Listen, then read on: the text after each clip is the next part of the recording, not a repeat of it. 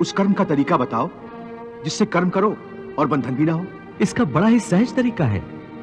तुम कर्म फल में आसक्ति मत रखो। यह कैसे हो सकता है? फल प्राप्ति की इच्छा तो हर कोई करता है। परंतु क्या इच्छा करने से मनुष्य को फल की प्राप्ति होती है? नहीं अर्जुन, क्योंकि फल तो प्रारब्ध के हाथ में है। और जो भी मनुष्य फल प्राप्ति की इच्छा करता है, उसका मन फल के बारे में सोचकर अपने कर्म और कर्तव्य से विचलित हो जाता है और उसे वो फल प्राप्त नहीं होता जिसकी उसे इच्छा की थी। पार्थ, मनुष्य केवल कर्म कर सकता है, फल कदापि मनुष्य के अधीन नहीं है। केशव, यदि फल की प्राप्ति मनुष्य या उसके कर्म के अधीन नहीं है तो कर्म ही क्यों करे?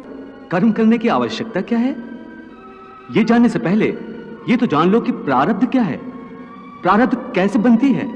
हे केशव, प्रारब्ध क्या है उसे जानने में क्या मुश्किल है? यह तो सीधी सी बात है कि जो भगवान की इच्छा है वही मनुष्य का प्रारब्ध होती है। नहीं अर्जुन, नहीं, यह धारणा सत्य नहीं है। क्यों सत्य नहीं है? क्योंकि मैं किसी के प्रारब्ध नहीं बनाता, ना मैं किसी प्राणी के कर्म अथवा कर्म फल के हिसाब में दखल देता हूं। इसलिए प्राणी की प्रारब्ध बनाने में मेरा कोई हाथ नहीं होता। फिर कौन बनाता है प्राणियों का प्रारब्ध? प्राणियों के अपने कर्म। अर्थात ये कि प्राणी जैसे कर्म करेगा उसका वैसा ही फल पाएगा। अच्छे कर्म करेगा तो अच्छा फल मिलेगा और बुरे कर्म करेगा तो बुरा फल पाएगा। यही जो प्राणी के अच्छे बुरे कर्मों के अच्छे बुरे फल का हिसाब है, इसी को प्रारब्ध कहते हैं।